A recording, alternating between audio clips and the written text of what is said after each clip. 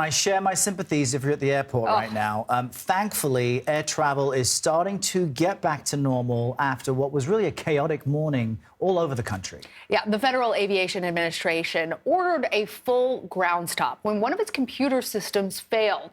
Thousands of passengers were left in limbo as they waited for the FAA to resolve the issue. This is so rare, our Peter Greenberg reports, that the last time there was a nationwide ground stop was in the aftermath of the September 11th attacks. And the FAA and Department of Transportation have launched investigations into the outage. Certainly, as a lot of people really annoyed today. Joining us now is CBS News correspondent Kris Van Cleave at Reagan National Airport. Kris, you jumped up on CBS Mornings as soon as we knew this was happening. It all centers around a very important FAA computer system that apparently failed. Bring us up to speed on what we know now about what happened to the system. Sure. This is a system, it issues alerts to pilots, known as Notice to Air Missions, or NOTAMs.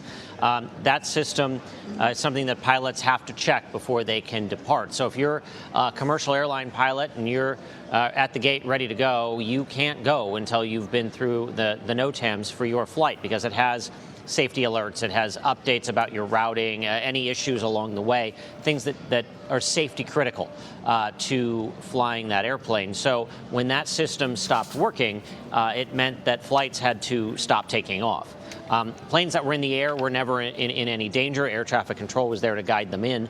Now, we are hearing that the issues with this system began yesterday. And as we got into the evening last night, the system was kind of coming up and down. So the FAA began what amounts to a phone bridge with the airlines to keep the system running while they hoped to get this working again. By early this morning, it was clear the system needed to be restarted, rebooted, and that led to eventually this halting of all departures for about 2 hours this morning.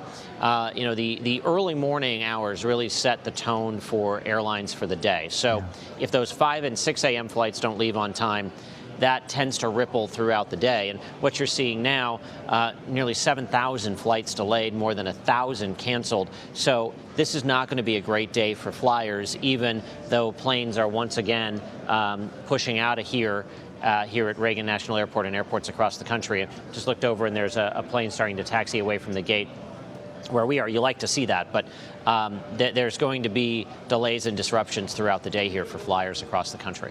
And Kris, what are we learning about the cause of this system failure?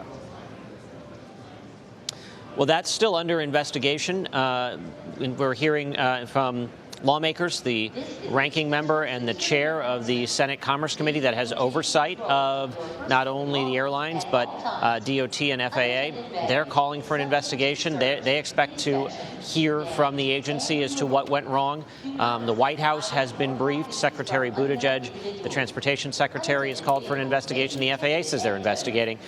We are hearing from some sources that the issue could have been as simple as a corrupted file that put them onto a backup system and then just trying to get that system back working again. So there's going to be some real questions here about how old is this technology? Where was it in the phase of being updated? Our understanding is that it's sort of continuously updated, but how old is it? Was that the cause? The White House press secretary earlier today said they don't believe that it was cyber terrorism or a hack of any kind. But I think there are questions that still need to be answered as to why this happened. We understand from the FAA the last time there was a NOTAM system failure was 2004, at least at this sort of widespread level. So it is a system that clearly has operated well, but it's one of those things that as a flyer you would never necessarily even know existed until it didn't work. And as soon as it didn't work, it meant that pilots couldn't operate, because that's important information they need before they leave, and safety is going to trump departure time, and that's what happened here. Well, glad to hear that you can actually see some flights taxiing there, and hopefully things will get back to normal soon. Kris, thanks. And